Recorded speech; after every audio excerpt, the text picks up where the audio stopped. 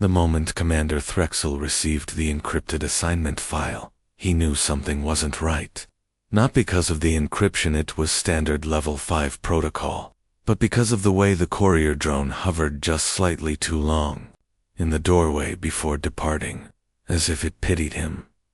The file decrypted with the usual flickering shimmer of official Galactic Concord design, but the final line on the display made all three of his hearts tighten at once. Effective immediately. Assigned liaison. Species 4381C. Human Task Force Deployment. He reread it twice. The words didn't change. Humans. The room felt colder. Sterile walls and automated lighting seemed to retreat as the weight of the assignment settled in his chest. He wasn't young, he'd served in 12 campaigns, brokered peace between species that didn't even agree on the nature of time, but this was different. Humans were a known unknown, a paradox wrapped in charisma and violence, a species who had clawed their way from primitive combustion engines to faster-than-light travel in just 3 generations, did it with a smile, a grudge, and no seatbelts. He had hoped, quietly and without record, to never meet one. Outside his office window, the sprawling diplomatic rings of the Centaurian Treaty Nexus rotated in their slow artificial ballet. Normally, he found the sight calming, but now they reminded him of a prison spinning slowly around a star. He sent no reply. There was none expected. The council had signed it. The order was final. He reported to the transit bay the next day, carrying only one case and too many questions. The flight to Seoul was long. He tried reviewing the available human cultural data, again encyclopedias, translated film logs, combat records, culinary reports. Every time he thought he understood them, the next entry contradicted the last. One recording showed a human soldier pulling a wounded alien ally through a firefight, humming a tune about sunshine. Another file marked classified, redacted, displayed a human in a pressure suit screaming joyfully while riding a missile toward an enemy dreadnought. He was still screaming after impact. Forensic review confirmed. He survived. Threxel shut the database and stared at the wall for the remaining 12 hours. The docking request came before he had fully composed himself. The message wasn't encrypted, structured, or respectful. Hey, there, Commander Bug-Eye. Welcome to Earth. Docking Bay 7 is open. Bring coffee if you got it. We're running low. The channel cut out. He had not brought coffee. The docking platform was crude, even by human standards. Metal grates, exposed wiring, painted signs in multiple languages, including several that just said no touchy, with a handprint and what looked like teeth marks. Threxel stepped off the ramp, expecting a formal greeting. What he got was a slap on the back and a handshake that nearly crushed 2 of his digits. Commander Threxel, right?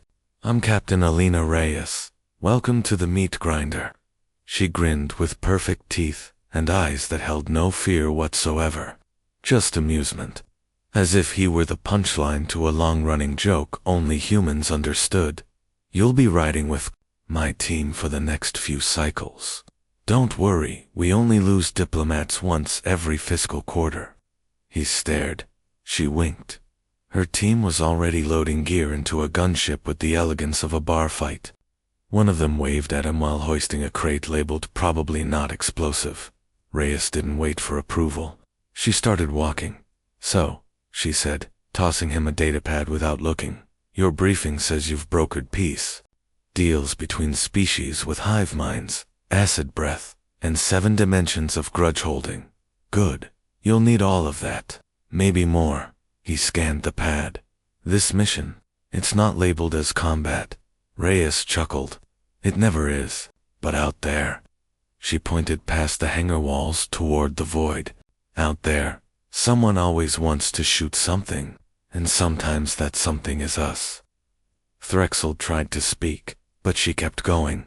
You'll be fine, Commander. Just don't do anything stupid, and when in doubt, duck. He ducked instinctively as a container dropped beside them. She laughed. They launched within the hour. The ship's interior was pure, human function over form. Patched wiring, graffiti on the walls, seats that had clearly been stolen from 4 different manufacturers. One console had a bobblehead of a human in ancient armor, labeled Spartan, Original, Problem Solver. The air smelled like oil, adrenaline, and chewing gum. Threxel sat in silence as Reyes briefed the crew. Their objective was a simple relay station near the border of unclaimed space that had gone dark 3 rotations ago. Normally, a low-risk recon, which is exactly why it was guaranteed to go wrong. Halfway there, the gunship's radar pinged. Reyes was already moving before the tech finished speaking. Ambush pattern, she said. Weapons hot. Ambush, Threxel said. But we're not even in hostile space.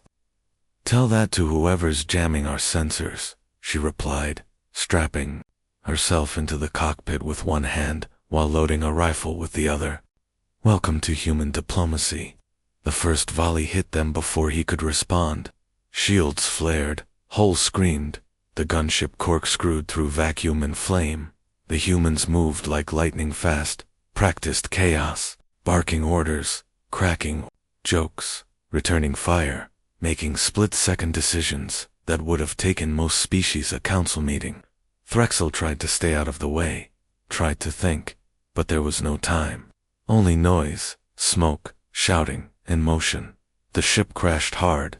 Not a glide or controlled no. It hit the relay station's surface like a drunken meteor and skidded until half of it was embedded in rock. Alarms screamed. Threxel was bleeding from somewhere he didn't know had blood. Reyes stood up, checking her sidearm and grinning like she'd just had dessert. Everyone alive. Good.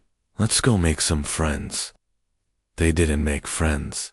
The relay station had been overrun by raiders and known species, heavily armed, already looting the databanks. Reyes and her team moved in like a surgical infection, fast, precise. Letho Threxel saw things he wasn't ready for. A human dragging a wounded comrade while firing behind his back. A woman with half her armor missing shielding a child they'd found hiding in a ventilation shaft. A soldier humming while setting timed charges with the casual ease of someone cooking dinner. And Reyes, Gods help him Reyes, laughing as she leaped from a balcony, landed on an enemy's shoulders, snapped its neck, and used its body as cover, while reloading. It wasn't war, it was performance art. When it was over, the station was scorched, bodies strewn like forgotten regrets. But the humans were standing, tired, bloodied, but standing. Threxel sat against a wall, heart rates erratic, mandibles twitching. Reyes offered him water. He took it with shaking hands. She sat beside him. They didn't expect us, she said. They never do. Nobody expects humans. Not really. He stared at her. You could have retreated. Sure, she nodded, and left those survivors. Let them scrub our blood off the floors and laugh while they sold the kids. Nah, but your team could have died. Yeah, she said softly. That's the job. He didn't understand. Not fully. Not yet. They repaired the ship enough to return. The debriefing was short. The council would sanitize it. Remove the parts that made the other species uncomfortable. Humanity didn't fit neatly into reports. Back in the docking bay, Reyes clapped him on the shoulder. You did good, Bugman. I did nothing.